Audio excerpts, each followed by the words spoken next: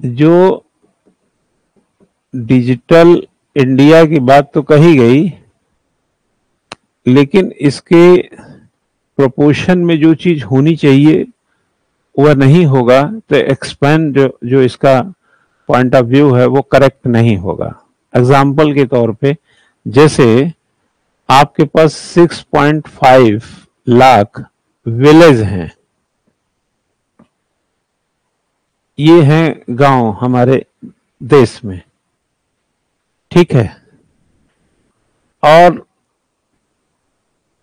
Urbanisation, industrialisation, employment, income and basic needs,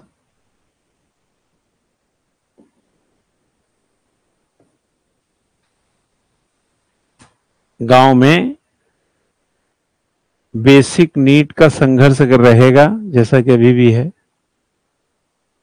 तो digital India का जो सोच है वो कमजोर होगा।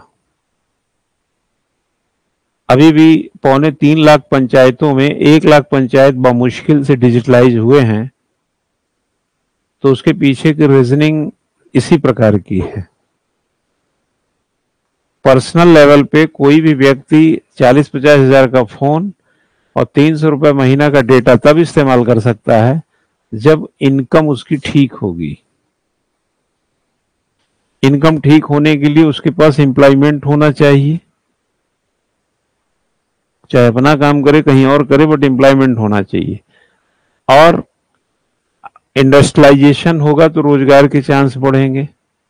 अर्बनाइजेशन भी रोजगार के चांस को, जैसे स्मार्ट सिटी बन रहा है तो बहुत सारे को तो रोजगार मिला ही होगा इसमें, है ना। मौका भी, जैसे नाली की सफाई करिए तो कम से कम कुछ लोगों को तो काम मिलता ही है ना। तो जब स्कोप्स को बड़ा करेंगे तो इनकम बड़े होंगे। बिना इनकम बड़ा किया डिजिटल इंडिया को बड़ा नहीं कर सकते आप। और डिजिटल इंडिया अगर बड़ा नहीं हुआ तो ई गवर्नेंस को मजबूती नहीं मिलेगा, जो क्वेश्चन है आपका, ठीक है ना। तो अगर आप एक दूसरे का से कॉम्प्लीमेंट हैं, एक दूसरे के पूरक हैं, जैसे बागों में बहार होगा तो फूलों में निखार होगा। बागों में बहार नहीं, फूलों में निखार कहां से आ जाएगा। आपके पास इनकम नहीं और एंड्रॉइड फोन आ जाएगा आपके पास, कहां से आ जाएगा। और आ भी गया मान लिया कहीं से कुछ, तो डेटा कितने दिन चलाएंगे। आपने उज्ज्वला योजना का नाम सुना है। उज्ज्वला योजना किसके लिए थी, बता सकते हैं। उज्ज्वला योजना थी घर घर मुफ्त में जो गैस सिलेंडर दिया गया था ना। हाँ हाँ, क्या। अरे फिर भी अभी सरकार से पूछेंगे 7-8 करोड़ तो दे चुके होंगे, ठीक है ना। उज्ज्वला योजना से गैस सिलेंडर एक बार तो मुफ्त आपने दिया, लेकिन गैस को रिफिल कैसे कराएंगे, वो कराएंगे इनकम से। तो गैस सिलेंडर बांट देना जो है, इस बात को तस्दीक नहीं करता है कि सारे लोग धुएं का चूल्हा हटा करके गैस पे खाना बना रहे हैं। वो गैस खत्म हो गई तो उनके लिए सिलेंडर जो है ना, एक कूड़ा करकट का चीज ही हो गया। उनको रखने का एक जगह खोजिए, तो जहां वो सबसे खराब सामान रखते तो वहीं उसको भी रख दिए।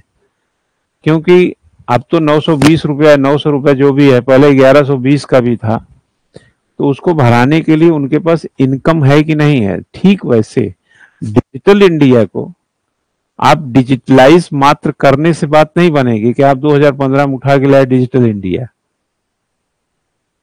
आपको इनकम इंडिया बनाना पड़ेगा,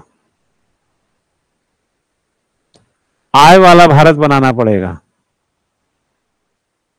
तब एक्सपेंडिचर वाला इंडिया बनेगा। डिजिटल इंडिया से पहले इनकम इंडिया आना चाहिए, एक्सपेंडिचर इंडिया आना चाहिए, तब डिजिटल इंडिया, तब ई गवर्नेंस को सशक्तिकरण मिलेगा।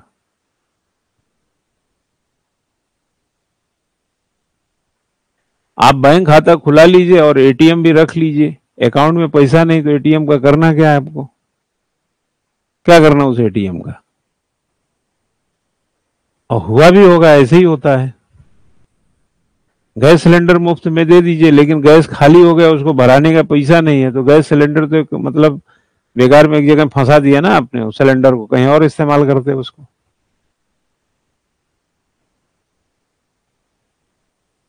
कुछ है समझ में क्या बोल रहा हूं? मुलायम सिंह यादव ने, अखिलेश यादव था शायद, उसने वो बांटा था लैपटॉप लोगों को, ठीक है ना, लैपटॉप बांटा। तो जब लैपटॉप को खोलते थे तो मुलायम सिंह यादव की तस्वीर रहती थी उसमें, है ना पता? हाँ, पहले वही तस्वीर ही आती थी। गांव में जब 8 घंटा 7 घंटा 5 घंटा बिजली देंगे तो पहली बात तो लैपटॉप चलेगा कैसे, बिना चार्जिंग के चलता नहीं है। या दूसरा, इंटरनेट सुविधा कहाँ है?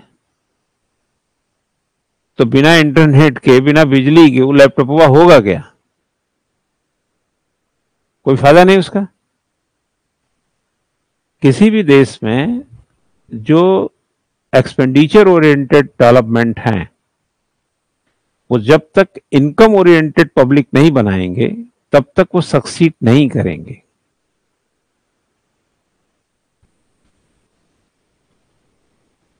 लेकिन अगर आपने इसका नेटवर्क विस्तार दिया है तो उसका कुछ बेसिक फिनोमेना आपको मैं जो बताने जा रहा हूं उससे एक आइडिया लगा लीजिएगा कि इस तरीके के कार्य जो है डिजिटलाइज होने के कारण ई गवर्नेंस एक एम्पावर्ड की ओर गया है। एग्जाम्पल के तौर पर नेशनल स्कॉलरशिप लिखिएगा